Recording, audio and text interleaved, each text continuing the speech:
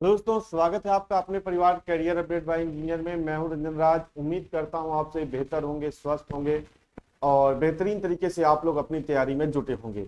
दोस्तों, जैसा कि आपको पता है, फर्स्ट चैप्टर हम लोग इंजीनियरिंग ड्राइंग का खत्म कर चुके हैं, जो था हमारा ड्राइंग इंस्ट्रूमेंट्स। तो आज उस चैप्टर से जुड़े महत्वपूर्ण क्वेश्चंस हम लोग डिस्कस करेंगे और आपको बताना है भैया, टेस्ट योर नॉलेज। आपको अपनी जो नॉलेज है, जो भी अभी आपने पढ़ा इस पूरे 10 क्लासेस में, आपको अपने नॉलेज को यहाँ पर टेस्ट करना है। तो बेहतरीन क्वेश्चंस मैं लाया हूँ। ये ऐसे ही क्वेश्चंस आपकी एलपी और टेक्नीशियन की परीक्षा में पूछे जाते हैं। ठीक है, आप अगर यूट्यूब पर ये क्लास देख रहे हैं तो भाई आप देख सकते हैं कि मतलब जो है किस तरीके से प्रश्न परीक्षा में आते हैं और हम इन प्रश्नों को कर पा रहे हैं कि नहीं। ठीक है, चलिए। तो भाई रुस्तम बैच है, जिसके अंतर्गत हम लोग ये बेसिक साइंस एंड ईडी की क्लास हम लोग कर रहे हैं। Career update by engineer application पर अवेलेबल है, आप लोग ज्वाइन कर सकते हैं। ठीक है, चलिए अब आइए दोस्त, पहले प्रश्न की तरफ बढ़ते हैं, क्योंकि हम लोग को प्रश्नों को करना है, ज्यादा मात्रा में प्रश्नों को करना है।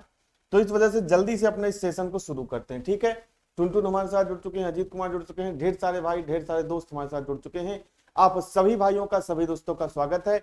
एक बार भाई क्लियर करके बता देना कि वॉइस क्वालिटी सही है क्या, वॉइस क्वालिटी सही है क्या, एक बार बता देना आप। वॉइस क्वालिटी और जो वीडियो क्वालिटी है क्या हमारी वो सही है, ताकि फिर हम लोग अपनी क्लास को शुरू कर पाए। ठीक है भाई, जल्दी से बताइए एक बार, जल्दी से बताइए। कृष्णा शर्मा हमारे साथ जुड़ चुके हैं, जल्दी से बताइए एक बार कि वॉइस क्वालिटी, वीडियो क्वालिटी सही है, ताकि उसके बाद जल्दी से हम लोग अपनी क्लास को शुरू कर पाए। ठीक है भाई, जल्दी से बताएंगे।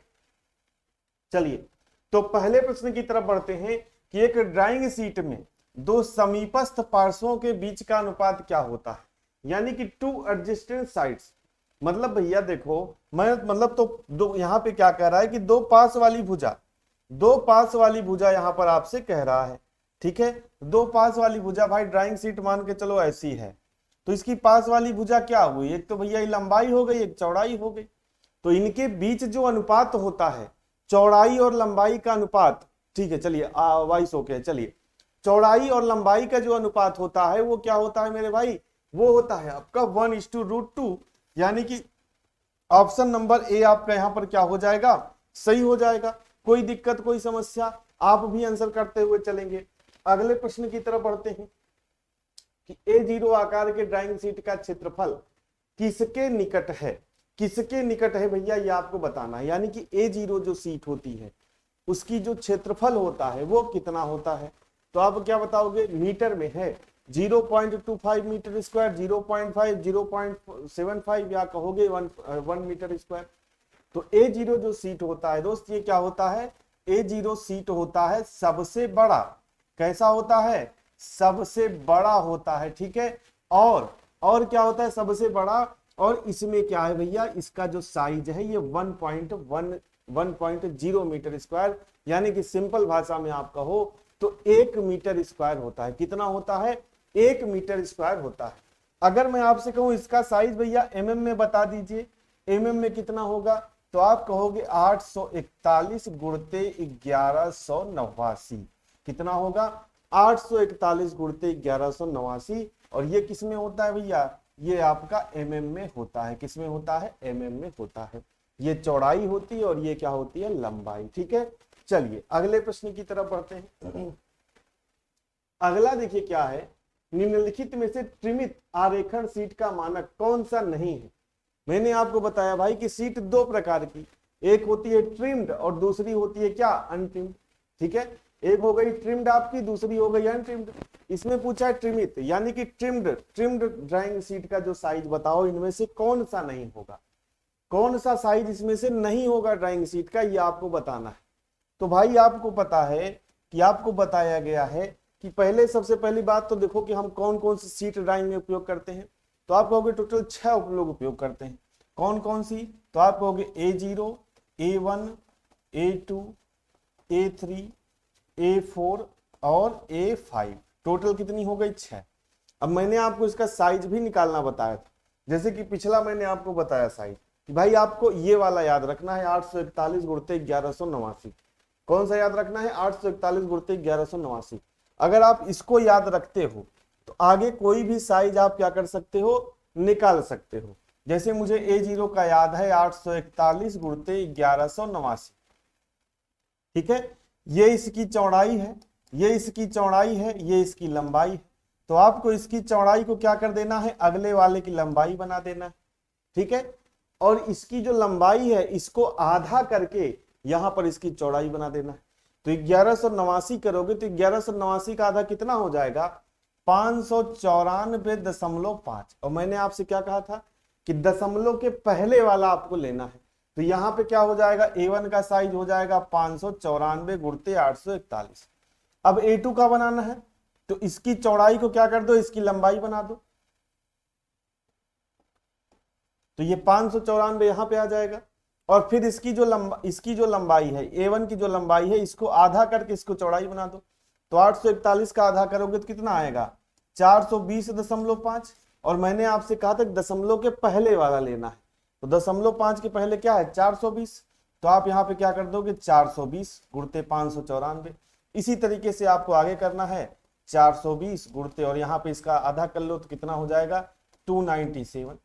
अब देखो यहां पे दिया है, देखो यहां पे साइज 420 गुणे 594 है, लेकिन यहां पे साइज कितना है, 420 गुणे 596। यानी कि क्या कह रहा है भैया कि त्रिमित आरेखण शीट का मानक आकार कौन सा नहीं होगा। तो देखो 841 गुणित 1189 है, 210। देखो अब आगे आप निकालोगे तो ये हो जाएगा, यहां पे करोगे तो ये 297 और इसका आधा करोगे तो 210। 210 गुणते 297 हो जाएगा। 297 गुणते 420 भी हमारे पास है। 420 गुणते 594 है, लेकिन 420 गुणते 596 नहीं है। तो कौन सा आंसर सही हो जाएगा, यानी कि कौन सा मानक आकार नहीं होगा। तो ऑप्शन नंबर बी आपका यहां पर क्या हो जाएगा, सही हो जाएगा। कौन सा सही हो जाएगा भाई, ऑप्शन नंबर बी आपका यहां पर सही हो जाएगा। ठीक है, चलिए अगले प्रश्न की तरफ बढ़ते हैं कि B2 या जिसे D2 भी कहते हैं, इसे D2 भी कहते हैं, कि D2 ड्राइंग बोर्ड का जो परिमाप है, डायमेंशन है, वो क्या है। What is the dimension of D2 या B2 ड्राइंग बोर्ड। ठीक है, D2 या B2 जो भी कहो। अब मैं आपसे एक प्रश्न पूछूं कि भैया बताओ सबसे बड़ा ड्राइंग बोर्ड का साइज कौन सा होता है। ठीक है, सबसे बड़ा ड्राइंग बोर्ड का साइज कौन सा होता है, तो आप क्या कहोगे, सबसे बड़ा ड्राइंग बोर्ड का साइज होता है D0। अब कौन सा होता है, ये वाला होता है। ठीक है, 1500 गुणते 1000 गुणते 25, ये आपका क्या होता है D0। चलो मैं इधर से लिख रहा हूं। फिर आपका क्या आता है D1, ताकि आपको ऑप्शन दिखता रहे। D1 हो गया, फिर D2 हो गया, और फिर आपका D3 हो गया। इन्हीं के बारे में लगभग हम पढ़ते हैं। तो अब बताओ D1 का क्या हो जाएगा, तो आप कहोगे D1 का हो जाएगा 1000 गुणते 700 गुणते 25। D1 का क्या हो जाएगा, 1000 गुणते 700 गुणते 25। आपसे पूछा B2 या D2 का, तो ये कौन सा होता है भैया, 700 गुणते 500 गुणते 15। 700, ठीक है, 700 गुणते 500 गुणते 15, और फिर इसके बाद कितना हो जाता है, 500 गुणते 350 गुणते 15। ठीक है, ये आपका हो जाता है। अब इसको भी याद करने का ट्रिक है भाई, D0 आप याद कर लो, D0 याद कर लो, 1500 गुणते 1000 गुणते 25। अब उसके बाद इसका जो 1000 है ना, उसको यहां पर ला दो, सारी मैंने आपको बताई, उसको यहां पर ला दो। फिर 1000 गुणते 700 गुणते 25 कर दो। फिर इसका जो 700 है उसको यहां पर ला दो। 700 गुणते 500 गुणे 15 कर दो। फिर इसका 500 यहां पे ला दो। फिर 500 गुणे 350 गुणे 15 कर दो। इस तरीके से मतलब याद करना भी बहुत मुश्किल नहीं है, जैसे मैंने आपको सीट का बताया, इसी तरीके से ड्राइंग बोर्ड का भी है, बहुत आसानी से आप याद कर सकते हो। ठीक है, तो ऑप्शन नंबर कौन सा सही हो जाएगा बताओ। D2 का पूछा है तो 700 गुणते 500 गुणते 15, यानी कि ऑप्शन नंबर बी आपका यहां पर क्या हो जाएगा, सही हो जाएगा। आगे बढ़ते हैं कि A2 ड्राइंग शीट का परिमाप क्या होता है भाई बताओ। अब A0, A1, A2, ठीक है, लास्ट में देखो यहां पे क्या है, कोई भी 594 है, देखो यहां पर मैं दिखा देता हूं आपको।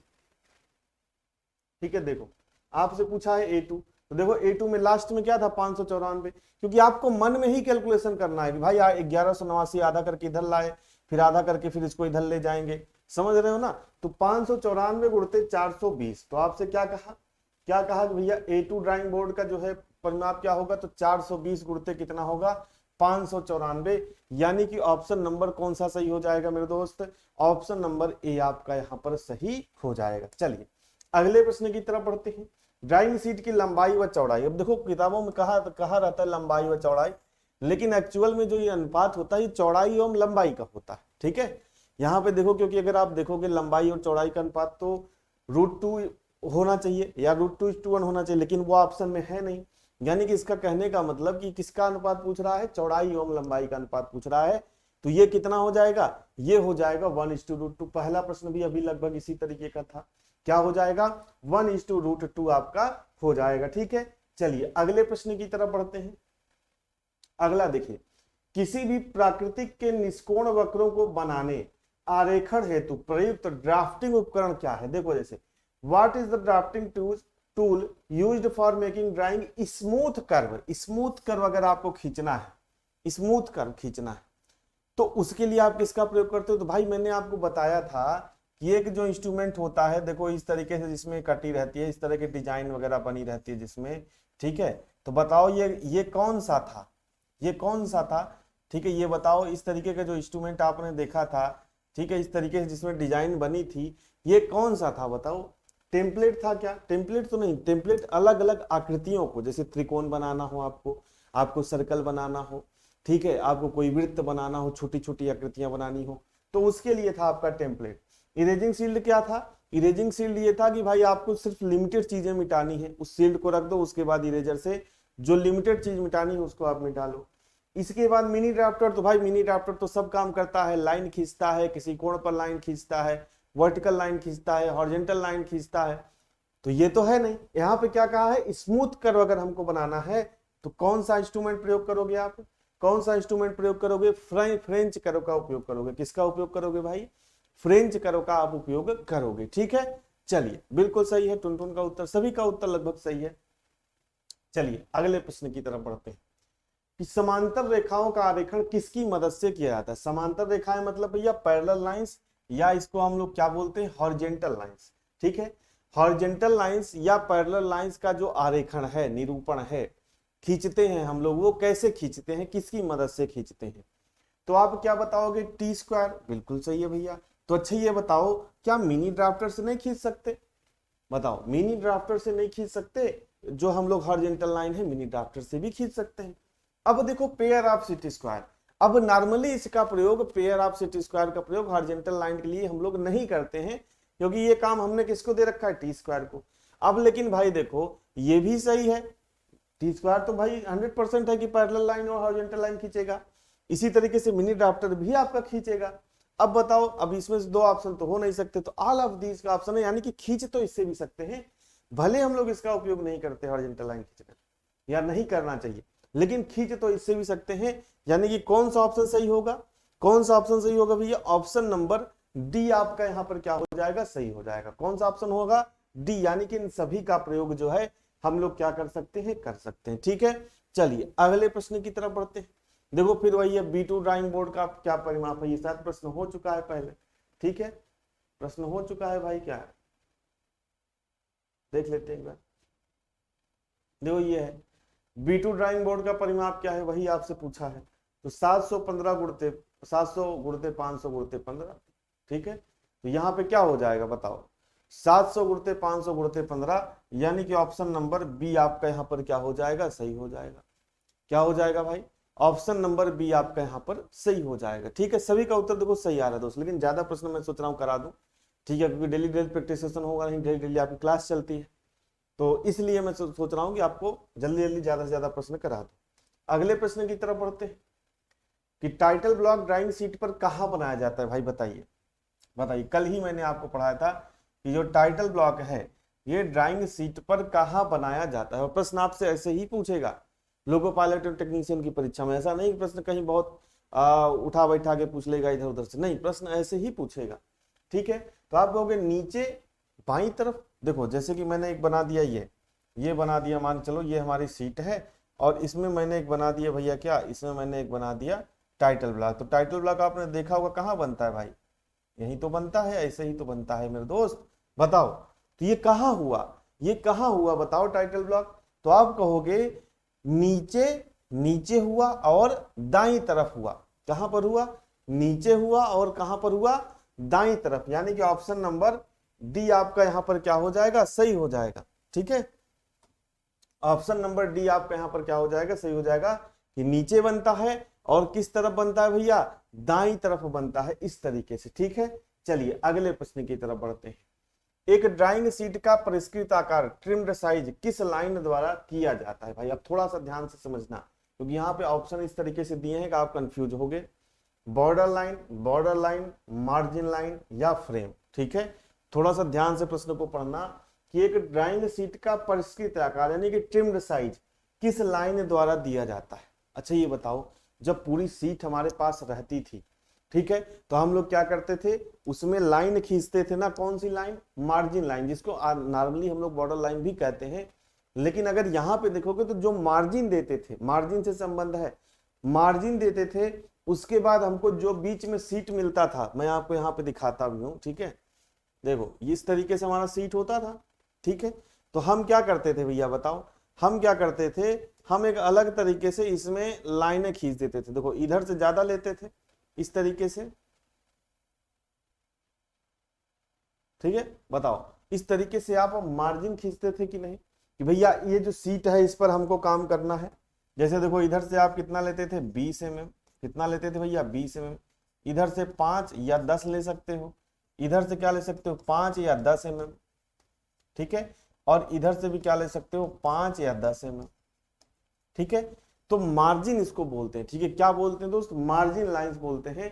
और मार्जिन लाइन जब हम खींचते हैं तो बीच में जो हमको ये सीट मिलता है ड्राइंग बनाने के लिए, बाकी इधर वगैरह क्या करते हैं हम, इधर तो सेलो टेप वगैरह मार देते हैं इस तरीके से, या ड्राइंग पिनून जैसे हमको ड्राइंग सीट पर लगा, ड्राइंग बोर्ड पर लगाना है जिसकी सहायता से, वो सारी चीजें हो जाती हैं। जो हमको मेन ड्राइंग बनाने के लिए जो सीट मिलता है उसी को हम लोग बोलते हैं ट्रिम्ड साइज। मैंने आपको ट्रिम्ड और अनट्रिम्ड दोनों पढ़ाया है, दोनों आप याद रखना भाई, दोनों से प्रश्न पूछता है। ठीक है, चलिए आगे बढ़ते हैं। अगला है देखिए कि आईएएस विशिष्टता के 6 विभिन्न प्रकार के कटे हुए रेखाचित्र पन्ने उपलब्ध है।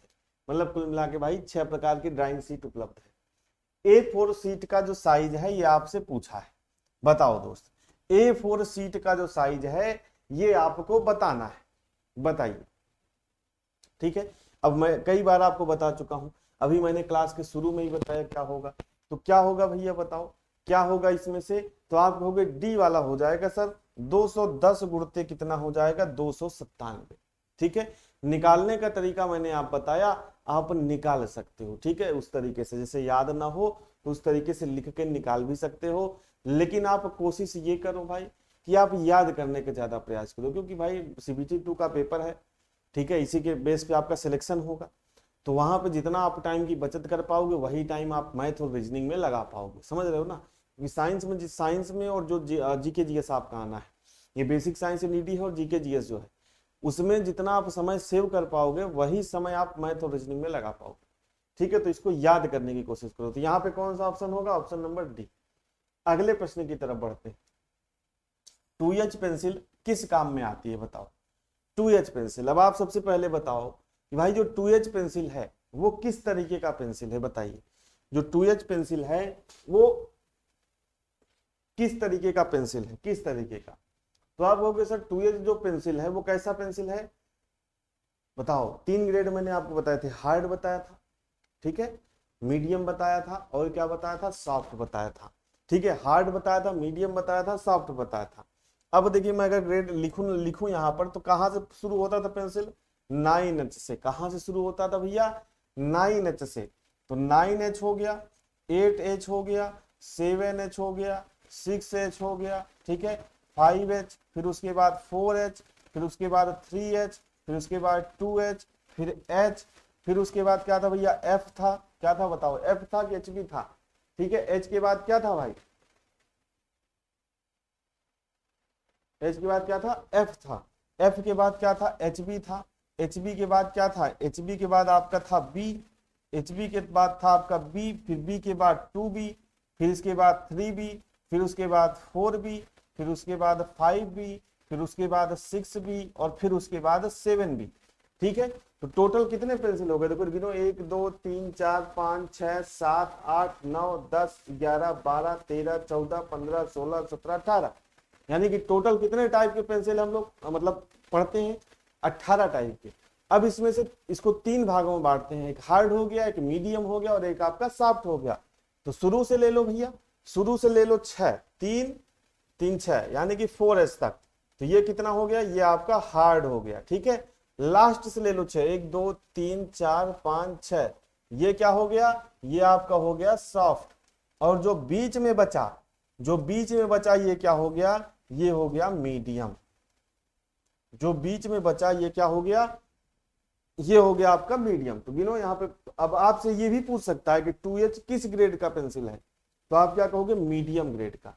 और इसका प्रयोग डार्क लाइन खींचने में नहीं, डार्क लाइन खींचने में किसका प्रयोग होता है, सॉफ्ट पेंसिल का। मोटी लाइन खींचने में सॉफ्ट पेंसिल का। कम दिखने वाली लाइन खींचने में, यानी कि ऑप्शन नंबर सी यहाँ पे सही हो जाएगा कि 2H पेंसिल किस काम में आती है, बताइए 2H पेंसिल किस काम में आती है, तो आप कहोगे कम दिखने वाली लाइनें खींचने में 2H पेंसिल काम में आती है। ठीक है भैया, चलिए आगे बढ़ते हैं। फ्रेंच कर्व का प्रयोग क्यों किया जाता है, कब किया जाता है भाई बताओ। फ्रेंच कर्व, जो आपका फ्रेंच कर्व है, इसका प्रयोग किया जाता है कब, तो आप कहोगे क्षैतिज रेखाएं नहीं, ऊर्ध्वाधर रेखाएं नहीं, अनियमित वक्र यानी कि draw irregular curves. Draw irregular curves यानी कि ड्रा इरेगुलर कर्व्स मतलब अनियमित वक्र खींचने में जो है इसका प्रयोग किया जाता है। यानी कि ऑप्शन नंबर सी आपका यहाँ पर क्या हो जाएगा भाई, ऑप्शन नंबर सी आपका यहाँ पर क्या हो जाएगा, सही हो जाएगा।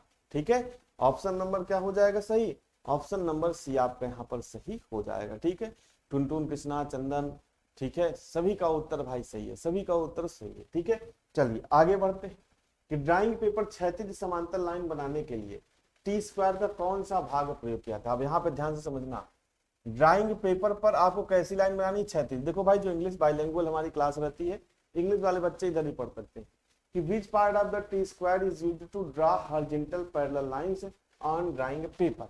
अब ध्यान से समझना भाई, जैसे कि मान के चलो मैं आपसे कहूं कि टी स्क्वायर है, तो टी स्क्वायर में तो दो तो पहले क्या होते हैं, इसके मुख्य पार्ट होते हैं। ठीक है, एक आपका ये क्या होता है, इसे बोलते हैं हम लोग स्टॉक, या इसी को क्या बोलते हैं, हेड। और ये आपकी क्या होती है, ये आपकी ब्लेड होती है। क्या होती है, ब्लेड। लेकिन ब्लेड के जिस सिरे से आप लाइन खींचते हो, जैसे इस वाले सिरे से आपको लाइन खींचना है, तो इसको हम लोग बोलते हैं क्या, इसको हम लोग बोलते हैं वर्किंग एज। तो ये क्या है भैया, ये है आपकी वर्किंग एज। ये क्या है, ये है आपकी वर्किंग एज। तो अगर यहाँ पे वर्किंग एज दिया है तो आप क्या कहोगे, कौन सा भाग लाइन बनाने के लिए प्रयोग किया जाएगा, तो आप कहोगे वर्किंग एज। ब्लेड दिया रहेगा, अगर वर्किंग एज ना दिया हो ब्लेड मार दोगे। लेकिन अगर वर्किंग एज दिया है, वर्किंग एज, तो आप कौन सा ऑप्शन मारोगे, ऑप्शन नंबर बी, यानी कि किसका प्रयोग किया जाएगा भाई, वर्किंग एज का प्रयोग किया जाएगा। किसका प्रयोग किया जाएगा, वर्किंग एज का। ठीक है भाई, चलिए अगले प्रश्न की तरफ बढ़ते हैं। A0 व A1 साइज के ड्राइंग शीट के बॉर्डर, बॉर्डर की चौड़ाई कितनी होती है। बॉर्डर मतलब भाई इधर वाला पूछ रहा है, इधर वाला। ठीक है, देखो ध्यान से एक बार आप थोड़ा सा चीज को समझ लो कि जैसे मान के चलो ये आपकी ड्राइंग शीट है। ठीक है, अब आपने इधर से बॉर्डर या मार्जिन दिया। ठीक है,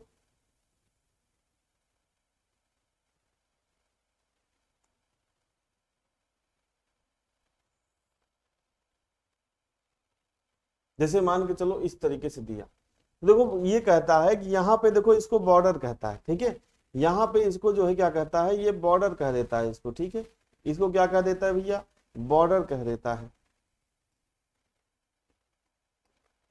इसको क्या कह देता है, बॉर्डर कह देता है मेरे भाई, ये वाला। ठीक है, तो यही आपसे पूछ रहा है, इसको क्या कह देता है, बॉर्डर। और इधर वाले को नॉर्मली क्या कहता है, मार्जिन। तो ये पूछ रहा है कि जो बॉर्डर की चौड़ाई होती है, ये जो बॉर्डर है, ठीक है, ये जो बॉर्डर है इसकी चौड़ाई आपसे पूछ रहा है, ये इसकी चौड़ाई।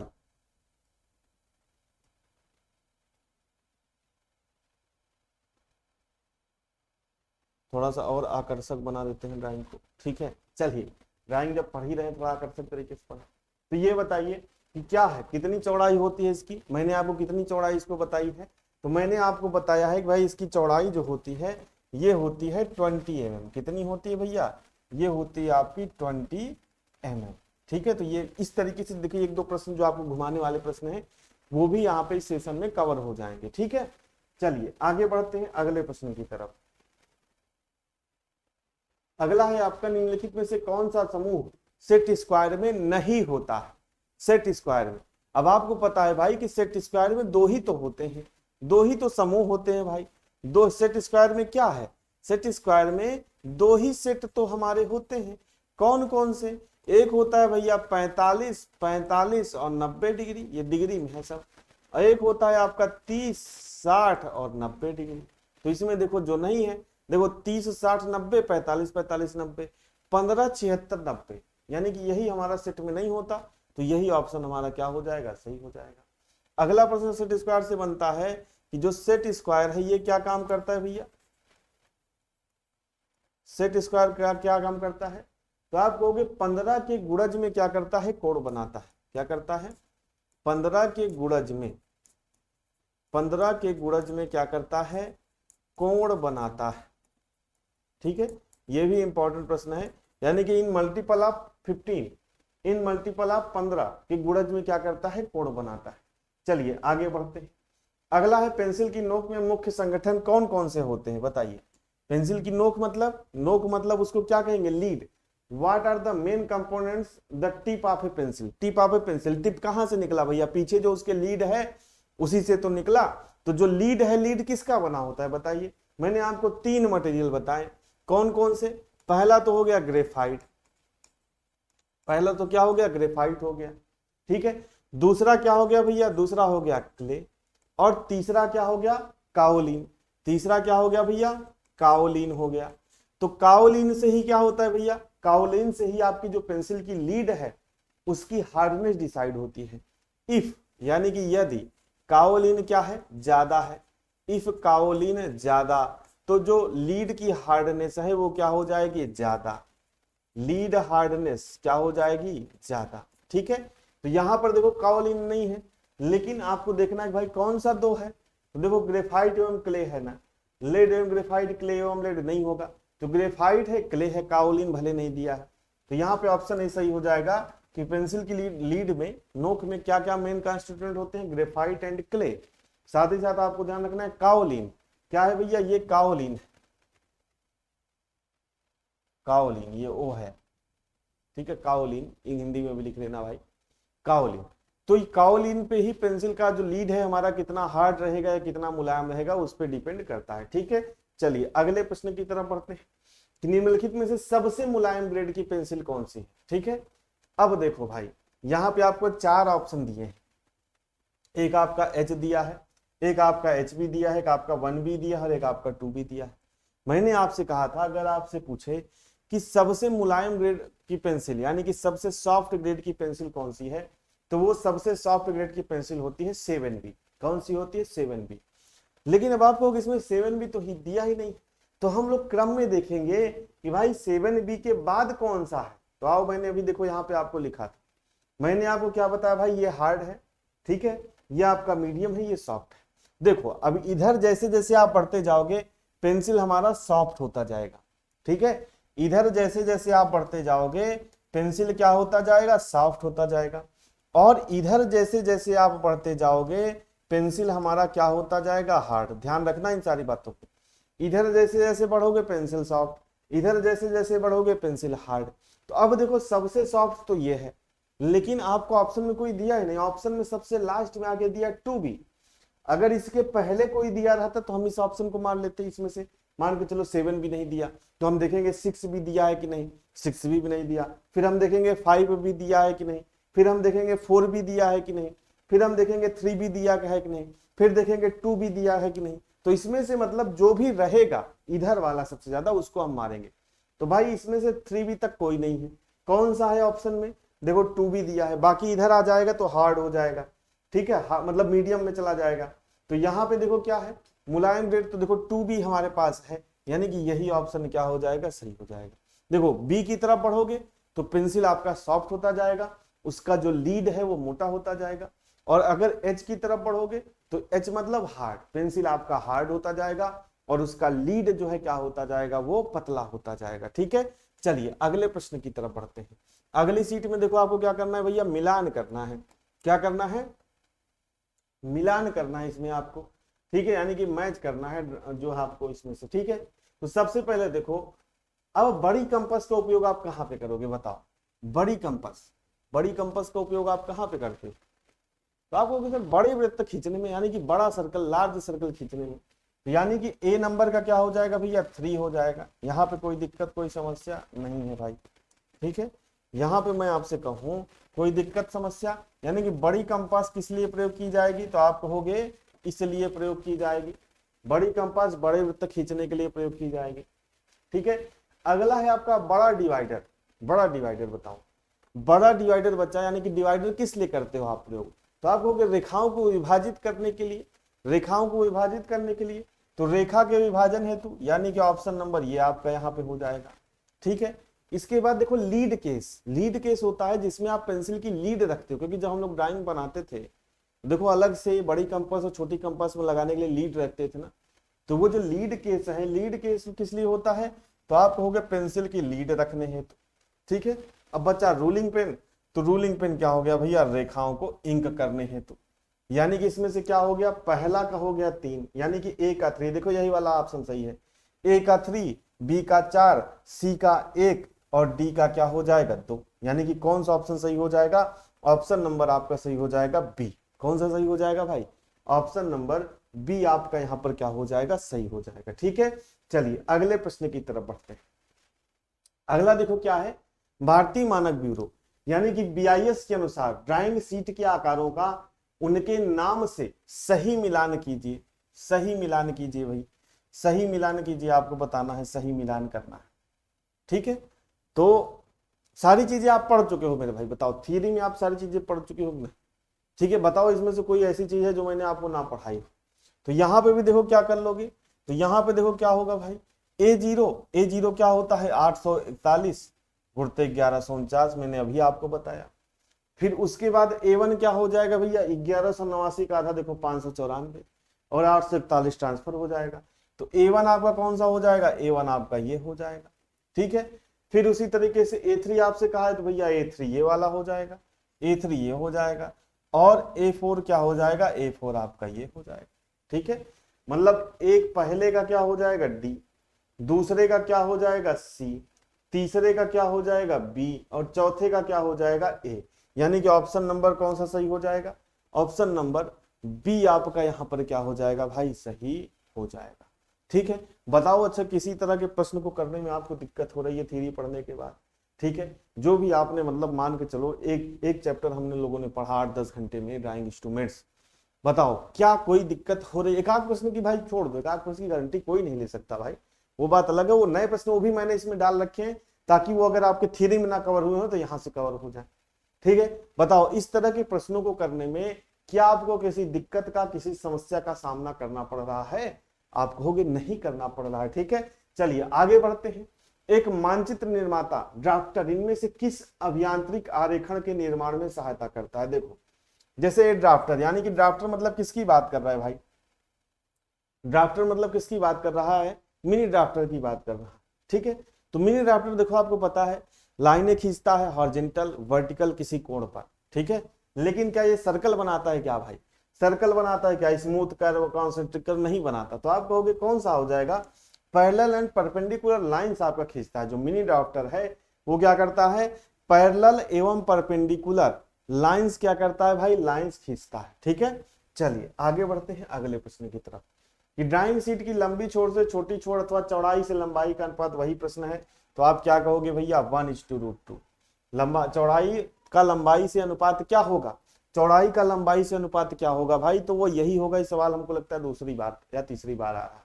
क्या हो जाएगा? 1:√2 हो जाएगा, ठीक है। चलिए चलिए कोई दिक्कत नहीं है भाई, कृष्णा शर्मा को भी और टुनटुन को भी। चलो भाई बहुत बहुत धन्यवाद। चलिए तो यहाँ पे क्या हो जाएगा बताओ? इसमें 22 में तो बी होगा, यहाँ पे क्या होगा? ऑप्शन नंबर ए हो जाएगा आपका, ठीक है। चलिए अगले प्रश्न की तरफ बढ़ते हैं। कि ड्राइंग शीट का सबसे बड़ा आकार, अब भाई मैंने आपको पहले प्रश्न में ही बताया, पहले प्रश्न में ही बताया। देखो यहाँ पे पूछा था कि भैया यहाँ पे देखो ये दूसरा प्रश्न कि ड्राइंग शीट का क्षेत्रफल कितना होता है A0 का, तो मैंने बताया 1 मीटर स्क्वायर। अब मैंने आपसे कहा था कि A0 क्या है? सबसे बड़ा है। A0 क्या है मेरे दोस्त? सबसे बड़ा है। तो वही प्रश्न यहाँ पे फिर से पूछ लिया, वही प्रश्न यहाँ पे क्या कर लिया भाई? फिर से पूछ लिया कि ड्राइंग शीट का सबसे बड़ा आकार कौन सा है? तो आप कहोगे A0। ड्राइंग शीट का सबसे बड़ा आकार कौन सा है भाई, बताइए। ड्राइंग शीट का सबसे बड़ा आकार इसमें से कौन सा हो जाएगा, तो आप कहोगे A0 हो जाएगा। ठीक है, सबसे छोटा मैंने आपसे कहा भाई सबसे छोटा A10 A12 तक होता है, उसको हम लोग नहीं पढ़ते, इस वजह से सबसे छोटा आपसे पूछता भी नहीं। अगर पूछे कभी तो आप बता देना A12 होता है। कौन सा, A12 आपका होता है। ठीक है, चलिए आगे बढ़ते हैं।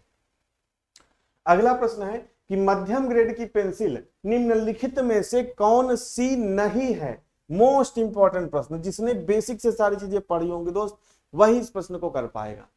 मध्यम ग्रेड, मध्यम ग्रेड। अब मैंने अभी आपको पिछले प्रश्न में बताया कि पेंसिल के कितने ग्रेड होते हैं भाई, पेंसिल के कितने ग्रेड, 3 ग्रेड होते हैं ना, एक हार्ड, ठीक है, एक आपका हार्ड हो गया, मीडियम हो गया, सॉफ्ट हो गया।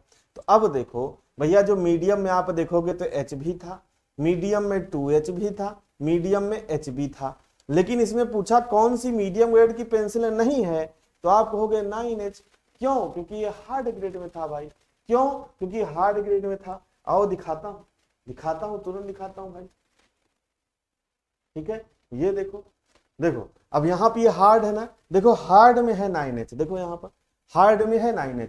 बाकी जो ऑप्शन में दिया है H, HB, 2H सारे किस में है, मीडियम ग्रेड में। तो ऐसे ही प्रश्न आपको पूछेगा और ऐसे ही प्रश्न आपको याद करने पड़ेंगे दोस्त। ठीक है, तो यहाँ पे कौन सा हो जाएगा, देखो H, 2H, HB ये सभी मीडियम ग्रेड में थे, लेकिन 9H था क्या, 9H किस में था, 9H था हार्ड में। तो ऑप्शन नंबर डी आपका यहाँ पर सही हो जाएगा। ठीक है, चलिए अगले प्रश्न की तरफ बढ़ते हैं कि दिया गया ड्राइंग उपकरण निम्न में से किस उपकरण को प्रदर्शित करता है, बताओ।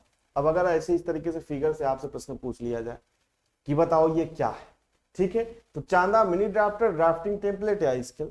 तो मैंने आपको क्या बताया था, टेम्पल, टेम्पल ट्रिक बताई ना, टेम्पल, टेम्पल जैसी आकृति कहां पर आप बना पाओगे, टेम्पल जैसी आकृति आप बना पाओगे टेम्पलेट में। ठीक है, तो टेम्पलेट से क्या याद रखोगे भाई, विभिन्न आकृतियां, जैसे ऐसे आकृति, ऐसी आकृति, किसी भी तरह की आकृति आपको बनानी हो, छोटी बड़ी हो, तो ये उसके लिए किसका प्रयोग किया था, ड्राफ्टिंग टेम्पलेट का। ड्राफ्टिंग टेम्पलेट का कैसे आप याद रखोगे भाई, टेम्पल इस तरीके का होता है ना, तो इस तरीके से आप ध्यान रखो, टेम्पल इस तरीके का, इस तरीके का, कुछ सर्कुलर में ऊपर लगा भी रहेगा इस तरीके से, तो उस तरीके से आप इसको याद रखो कि ड्राफ्टिंग टेम्पलेट यानी कि विभिन्न आकृति। जैसे आप देखो कभी पहले आप स्केल उसके लेते रहे होगे ड्राइंग करने के लिए, तो उसमें देखो तरह तरह की आकृतियां भी बनी रहती, तो वो उसी लिए बनी रहती। तो ऑप्शन नंबर सी आपका यहाँ पर सही हो जाएगा। अगले प्रश्न की तरफ बढ़ते हैं कि नीचे दिए गए चित्र में प्रदर्शित उपकरणों को पहचानिए। ठीक है, अब देखो भाई इस चित्र से पहचानना थोड़ा सा मुश्किल है, क्योंकि यहाँ पे आपको ड्राफ्टिंग मशीन भी दिया है, मिनी ड्राफ्टर भी दिया है।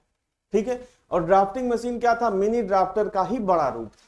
मिनी ड्राफ्टर मतलब उसे हमने क्या कहा, MD उसका नाम क्या है, मिनी ड्राफ्टर, यानी कि छोटी ड्राफ्टिंग करने की मशीन। और जो ड्राफ्टिंग मशीन है वो उसी मिनी ड्राफ्टर का क्या है, बड़ा रूप है। अब हालांकि इस फिगर को देखने में नहीं समझ में आ रहा है कि भाई ये मिनी ड्राफ्टर है या ड्राफ्टिंग मशीन। ठीक है, क्योंकि फिगर में कोई चीज बड़ी छोटी थोड़ी पता चलेगी कि भाई ये ड्राफ्टिंग मशीन है बड़े साइज का और ये मिनी ड्राफ्टर है छोटे साइज का। ठीक है, तो हम लोग इसको यही मान के चलेंगे कि मिनी ड्राफ्टर ही है, क्योंकि हम लोग मिनी ड्राफ्टर के बारे में ही पढ़ते हैं, इस वजह से हम लोग यही मान के चलेंगे कि ये क्या है भैया, ये मिनी ड्राफ्टर ही है। लेकिन मैं आपको बता दूं मिनी ड्राफ्टर और ड्राफ्टिंग मशीन में अंतर सिर्फ इतना होता है कि ड्राफ्टिंग मशीन बड़े साइज का होता है और मिनी ड्राफ्टर जैसे कि उसके नाम से ही स्पष्ट है वो छोटे साइज का होता है, जो कि हम लोग कॉलेज वगैरह में प्रयोग किए होंगे, आप लोग भी प्रयोग किए होंगे। ठीक है, चलिए तो ऑप्शन नंबर बी आपका यहाँ पर सही हो जाएगा।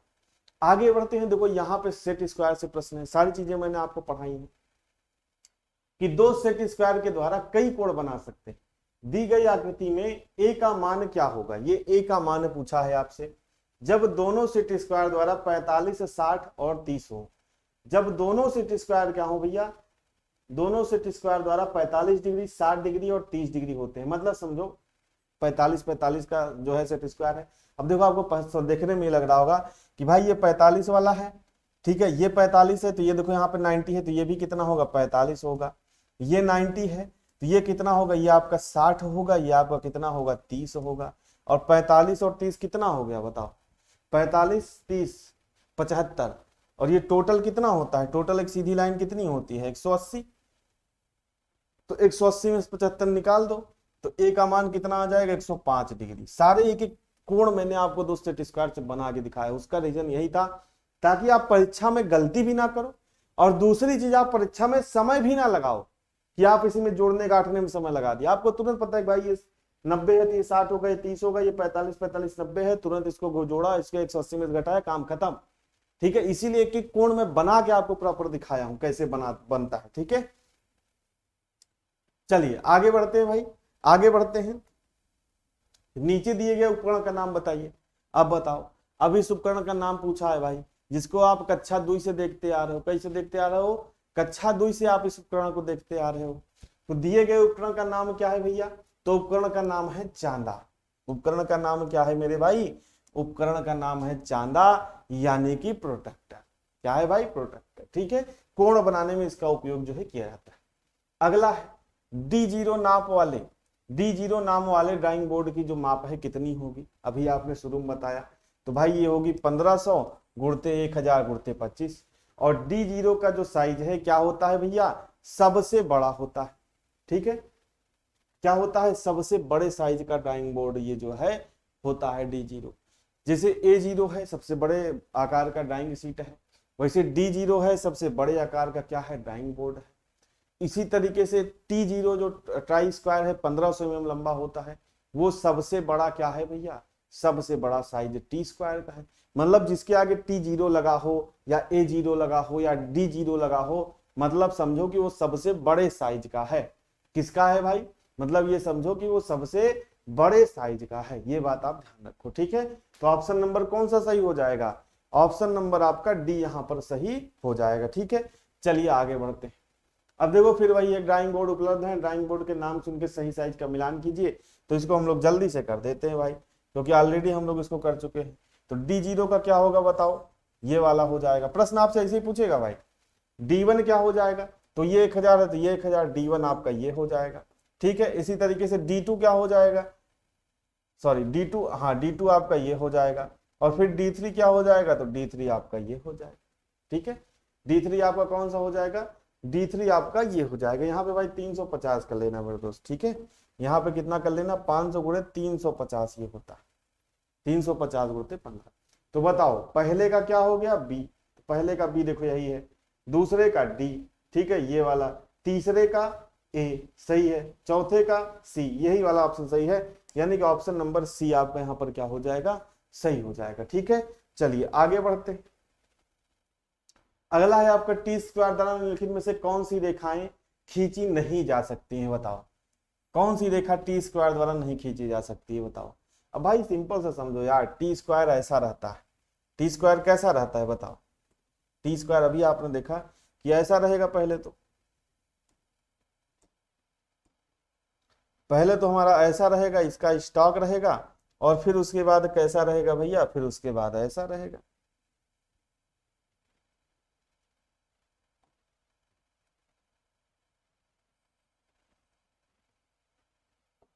बीच में नहीं बना है, समझ जाना, ऐसा ही रहता है। तो भाई टी स्क्वायर के द्वारा जो वर्टिकल अगर शब्द आए कहीं, तो वर्टिकल आप समझ जाना कि वर्टिकल लाइन नहीं खींची जा सकती। ठीक है, वर्टिकल लाइन जो है भैया टी स्क्वायर से क्या की जा सकती है? नहीं खींची जा सकती। ठीक है, तो बताओ इसमें से कौन सा ऑप्शन सही होगा? गाढ़ी रेखाएं, सेक्शन रेखाएं, संरचनात्मक रेखाएं। सेक्शन रेखाएं मतलब भाई किसी को सेक्शन में डिवाइड करना है, ऊपर नीचे सेक्शन में डिवाइड करना है। ठीक है, तो यहां पे देखो, अच्छा ऊर्ध्वाधर समांतर लाइन खींच सकते हो क्या? Vertical parallel line. भाई ट्राई स्क्वायर आप कैसे, जो आप ट्राई टी स्क्वायर लगाते हो कैसे लगाते हो भाई बताओ? ऐसे ही तो लगाते हो यार, इबोनी एज पे सरकाते हो। उससे कहां वर्टिकल? वर्टिकल अगर कहीं आ गया तो वर्टिकल ही तो आप मारोगे, कहां उससे वर्टिकल लाइन खींच पाओगे बताओ? तो उसका प्रयोग ही हॉरिजॉन्टल लाइन खींचने के लिए किया जाता है। तो यहाँ पे कौन सा हो जाएगा? आपका हो जाएगा वर्टिकल समांतर रेखाएं। भाई क्या हो जाएगा? वर्टिकल समांतर रेखाएं खींचने के लिए नहीं किया जा सकता है या नहीं खींची जा सकती। ठीक है, चलिए आगे बढ़ते। देखो वही है कि नीचे दिए गए चित्र में टी स्क्वायर के एक्स भाग का नाम, एक्स भाग का नाम आपको बताना है, एक्स पार्ट का जो नाम है बताना है। तो भाई इसको हम लोग क्या कहते हैं बताओ? जो एक्स वाला ये वाला पार्ट है, मैंने आपको पहले ही बताया कि इसको हम लोग बोलते हैं स्टॉक या हेड।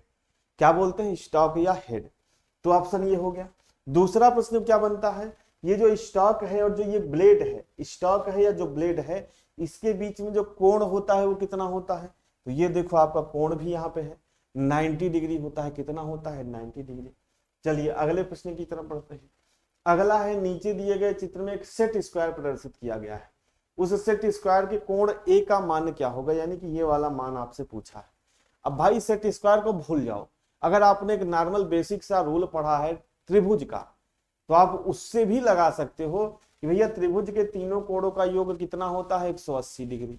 ठीक है, और सेट स्क्वायर में तो आपको पता ही है कि एक में होता है 45, एक में होता है 45, एक में होता है 90, और एक में होता है 30 और 60 और 90। तो यहाँ पे 30 है, यहाँ पे 90 है, इसका मतलब ये कितना होगा भैया, 60 डिग्री होगा। ऑप्शन नंबर बी आपका यहाँ पर क्या हो जाएगा, सही हो जाएगा। ठीक है भाई, चलिए आगे बढ़ते हैं। अगला है, नीचे 30 60 सेट स्क्वायर में कोण ए का मान क्या होगा। ठीक है, 30 और 60 का क्या है, सेट स्क्वायर है, तो इसमें कोण का मान क्या होगा। अच्छा अब ये देखो, ये आपको कौन सा लग रहा है भाई, कि आपको देखने में नहीं लग रहा है कि यार ये कोण कम है, तो ये 30 वाला ही होगा। अच्छा ये बताओ, क्या ये कोण ऐसे फैला है 30 हो सकता है, क्या ये 30 हो सकता है, नहीं। आपको सिंपल सा लग रहा होगा ना यार, कि अगर इस तरीके का दिया है तो ये वाला कोण ही हमको इन दोनों कोणों से सबसे कम कोण कौन सा लग रहा है, यही तो लग रहा है। यानी कि ये कितना होगा मेरे भाई, बताओ ये कितना होगा, ये आपका 30 डिग्री होगा। और जब 30 डिग्री ये है तो ये टोटल कितना होता है, लाइन जो होता है 180 डिग्री का होता है, तो 180 में से 30 घटाओगे तो ये वाला कोण कितना बचेगा भाई, 150 डिग्री बचेगा कि नहीं, बताओ 150 डिग्री बचेगा कि नहीं। तो कौन सा ऑप्शन सही हो जाएगा, ऑप्शन नंबर बी आपका यहाँ पर सही हो जाएगा। ठीक है, चलिए आगे बढ़ते हैं कि सेट स्क्वायर का प्रयोग विभिन्न कोण बनाने हेतु किया जाता है। एक 45 डिग्री सेट स्क्वायर से बनाए गए कोण ए का मान क्या है, बताओ। अब इस तरीके के प्रश्न पूछेगा तो कभी आप जीवन में गलत करोगे, बताओ। अगर आप पढ़ चुके हो सारी चीजें, वैसे भी नहीं गलत करना चाहिए, लेकिन अगर नहीं पढ़े, अगर आपको पता है 45 डिग्री, तो आपको पता होगा कि भाई इसका अगर ये 90 है तो ये 45, तो ये 45, तो ये भी 45 हो गया। ठीक है, और नीचे लाइन है, लाइन कितनी होती है 180 डिग्री, तो 180 डिग्री में से आप 45 घटाओगे तो ये वाला कोण कितना बचेगा भैया, 135 डिग्री ही तो बचेगा। कितना बचेगा बताओ, 135 डिग्री ही तो बचेगा। तो ऑप्शन नंबर ए आपका यहाँ पर क्या हो जाएगा, सही हो जाएगा। ऑप्शन नंबर आपका ये यहाँ पर क्या हो जाएगा, सही हो जाएगा। ठीक है, चलिए आगे बढ़ते हैं। अगला है टी स्क्वायर सेट स्क्वायर चांदा तथा स्केल का कार्य किस ड्राइंग उपकरण द्वारा किया जाता है, यानी कि which drawing tool can do the work of two T square set square moon मतलब नहीं, यहां पे क्या हो जाएगा, प्रोटेक्टर एंड स्केल। ठीक है, तो बताओ कौन सा ऐसा इंस्ट्रूमेंट है जो इन चारों का काम करता है। ठीक है, चलिए तो बताओ, चलो भाई बहुत बहुत धन्यवाद कृष्ण शर्मा। अब यहाँ पे कहोगे बताओ कौन सा इंस्ट्रूमेंट है जो चारों का काम करता है, बताओ। तो आप कहोगे भैया मिनी ड्राफ्टर, हमने पढ़ा है कि जो इन चारों का काम करता है, क्या करता है, जो मिनी ड्राफ्टर है ये इन चारों का काम करता है। तो ऑप्शन नंबर ए आपका यहाँ पर क्या हो जाएगा, सही हो जाएगा। ठीक है, चलिए आगे बढ़ते। अगला है आपका, नीचे दिए गए चित्र में प्रदर्शित सेट स्क्वायर युग में ए का कोण का मान क्या होगा। अब देखो मेरे भाई, ये 30 है, इसका ये 45, तो इस वाले सेट स्क्वायर में देखो, सबसे पहले आप क्या देखोगे कि भैया इस वाले सेट स्क्वायर में देखो, ये है ये वाला। ठीक है, यहाँ पे आपको 30 दे ही रखा है, यहाँ पे आपको 30 दे ही रखा है, ये 45, तो ये कितना हो जाएगा 90 और 30 कितना हो गया बताओ, 90 और 30 120, और 120 ये सीधी लाइन कितनी है, ये सीधी लाइन है 180 डिग्री की। तो 180 में से 120 घटा दो, कितना आएगा 60 डिग्री। तो ये जो अल्फा हो जाएगा, या जो एक कोण लिखा है अल्फा कितना हो जाएगा मेरे दोस्त, 60 डिग्री हो जाएगा। यानी कि ऑप्शन नंबर कौन सा सही होगा, ऑप्शन नंबर ए आपका यहाँ पर क्या हो जाएगा, सही हो जाएगा। ठीक है, चलिए अगला देखिए कि 4H 5H 9H किस ग्रेड की पेंसिल के उदाहरण है, बताओ। 4H है आपकी, 5H है, 9H है। 9H से लेकर 4H तक, यानी कि 9, 8, 7, 6, 5, 4 6 पेंसिलें आती हैं हार्ड ग्रेड में। कितनी आती भाई, 6 पेंसिल। तो किस ग्रेड की पेंसिल है, तो आप कहोगे कठोर ग्रेड की पेंसिल। किस ग्रेड की पेंसिल है मेरे भाई, कठोर ग्रेड की पेंसिल है। ठीक है, चलिए आगे बढ़ते हैं। तो 45 डिग्री और 90 डिग्री के कोण पर सेट स्क्वायर की लंबाई कितनी होती है बताओ। अब ये बढ़िया क्वेश्चन है कि दो सेट स्क्वायर मैंने आपको बताया 45 45 90 और दूसरा क्या बताया 60 30 90। तो आपको बताना है, इसमें प्रश्न ये कह रहा है ये जो 45 डिग्री 90 डिग्री वाला जो है सेट स्क्वायर, ठीक है, इसका जो लंबाई है ये कितना है। और मैं आपसे दूसरा प्रश्न भी पूछता हूं कि 30 और 60 और 90 वाले की जो लंबाई है वो आपकी कितनी, ठीक है। तो 45 45 90 वाली की लंबाई कितनी होती है 20 सेंटीमीटर, या आप कहोगे 200 mm यानी कि 200 mm। और जो 30 60 90 वाली की लंबाई होती है ये 25 सेंटीमीटर, या आप कहोगे 250 mm, ठीक है। समझ रहे हो ना भाई। तो ये आपका हो जाएगा, यहाँ पे मिटा साइज लिख लो भैया 200 mm, 200 mm, ठीक है। तो यहाँ पे आपसे पूछा है 45 45 वाले की, तो क्या हो जाएगी 20 सेंटीमीटर। क्या हो जाएगी भैया 20 सेंटीमीटर आपकी इसकी लंबाई हो जाएगी, यानी कि ऑप्शन नंबर बी आपका यहाँ पर क्या हो जाएगा सही हो जाएगा, ठीक है। चलिए आगे बढ़ते हैं। ड्राइंग शीट के विनिर्देशित आकार A4x3, तो देखो ये नया प्रश्न है आपके लिए। A4x3 का क्या अर्थ है ये आपको बताना है कि जैसे A4 साइज का सीट है, A4 साइज का सीट है इंटू 3 कर दिया यहां पर, तो इसका क्या मतलब है ये आपको बताना है। तो इसका मतलब भैया 297 गुणते 630 क्या होता है 297 गुणते 630, यानी कि ऑप्शन नंबर बी आपका यहाँ पर क्या हो जाएगा सही हो जाएगा। ऑप्शन नंबर बी आपका यहाँ पर क्या हो जाएगा सही हो जाएगा। जैसे मैं आपसे पूछूं कि A4 साइज का जो साइज होता था कितना होता था, तो आप कहोगे 210 गुणते 297। तो अब 297 को कर दिया इधर, यानी कि 297 पहले क्या थी लंबाई थी, अब उसको बना दिया चौड़ाई। और इसमें क्या कर दिया, इसमें 3 का मल्टीप्लाई कर दिया 210 गुणते 3, तो कितना आएगा 3 को 0, 3 1 कम 3, 3 दूना 6। तो यही मतलब होता है। इसी तरीके से अगर आप कोई सीट में आपको दे तो आप उसकी लंबाई को चौड़ाई, जो उसकी मतलब लंबाई है उसको चौड़ाई बनाओगे, और चौड़ाई में क्या करोगे 3 का मल्टीप्लाई करके लंबाई बना दोगे। इस तरीके का प्रश्न हालांकि पूछता नहीं है, लेकिन अगर पूछे तो आप इसको अपने माइंड में क्या करोगे याद रखोगे, ठीक है। चलिए आगे बढ़ते हैं कि इंजीनियरिंग ड्राइंग में प्रयुक्त टी स्क्वायर किस पदार्थ का बना होता है। भाई देखो आजकल जो प्रयोग आते हैं वो सब सारे प्लास्टिक, या जिसे हम लोग सेलुलाइड प्लास्टिक बोलते हैं, उसके बने होते हैं, ठीक है। सेलुलाइड प्लास्टिक के जो है क्या होते हैं बने होते हैं। तो अब मैं आपसे कहूं कि इंजीनियरिंग ड्राइंग में प्रयुक्त टी स्क्वायर किस पदार्थ का बना होगा, तो भैया ये सागवान की लकड़ी का बना होता है। सागवान जिसे हम लोग क्या बोलते हैं टीक वुड, या हम लोग क्या बोलते हैं नॉर्मल भाषा में इसे सागौन बोलते हैं, नॉर्मल भाषा में सागौन बोलते हैं, ठीक है। और वैसे इसका जो एक्चुअल नाम है सागवान, और इंग्लिश में इसको क्या बोलते हैं टीक वुड बोलते हैं। क्या बोलते हैं टीक वुड, ठीक है। चलिए आगे बढ़ते हैं कि चित्र में प्रदर्शित ड्राइंग बोर्ड एक्स के भाग का नाम बताइए, ठीक है। अब देखो भाई ये वाला नाम पूछ रहा है, ये वाला, ठीक है, यही एक्स है, तो इसको हम लोग बोलते हैं स्ट्रिप्स। क्या बोलते हैं भैया इसको हम लोग बोलते हैं क्या स्ट्रिप्स।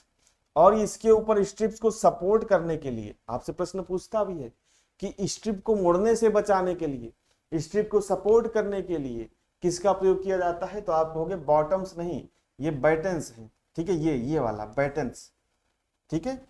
चलो ये जो लगी है आपकी पत्ती, ठीक है, ये जो पट्टी लगी है इस तरीके से सपोर्ट करने के लिए उसको, स्ट्रिप को, लकड़ी जो लगी है ये वाली, इसको हम लोग क्या बोलते हैं, इसको हम लोग बोलते हैं बैटन्स। और जो ये स्ट्रिप जिसकी बोर्ड बना होता है जिस पट्टी का, इसको हम लोग बोलते हैं क्या स्ट्रिप्स। इसको हम लोग क्या बोलते हैं भैया, इसको हम लोग बोलते हैं स्ट्रिप्स, ठीक है। चलिए आगे बढ़ते हैं अगले प्रश्न की तरफ, ठीक है। अगला प्रश्न है आपसे कि जब सेट स्क्वायर की स्थिति 45 डिग्री हो और 60 30 हो तो कौन सा कोण ए बनाता है। अब देखो फिर यहाँ पे पूछा है भाई, अब ये 60 है, ठीक है, मैं लिख देता हूं, आपको हो सकता है दिख न रहा हो। ये आपका क्या है भैया, ये आपका 60 है, ये आपका 45 है। तो 60 और 45 कितना हो गया 60 40 100 105, और 105 में से 180 में से 105 घटाओगे तो कितना आएगा 75 डिग्री। तो कौन सा हो जाएगा भैया, आपका ऑप्शन बी आपका यहाँ पर सही हो जाएगा। ये कोण कौन सा हो जाएगा, तो ये कोण आपका हो जाएगा 75 डिग्री, ठीक है मेरे भाई। चलिए चलिए आगे बढ़ते हैं कि चित्र में दर्शाए गए टी स्क्वायर पर चिन्हित ए का नाम बताइए। यानी कि अब इसका नाम बताना है। पिछले प्रश्न में क्या पूछा था बताइए? पिछले प्रश्न में दूसरा कुछ पूछा था, अब यहाँ पे ये पूछा, तो भाई इसको हम लोग क्या कहते हैं? इसको हम लोग कहते हैं पटल, पैनल, या यहाँ पे आप ब्लेड लिख लो भाई, यहाँ पे ब्लेड होगा, इसको हम लोग क्या बोलते हैं? इसको हम लोग बोलते हैं ब्लेड। ठीक है, यहाँ पे आप ब्लेड लिख लो।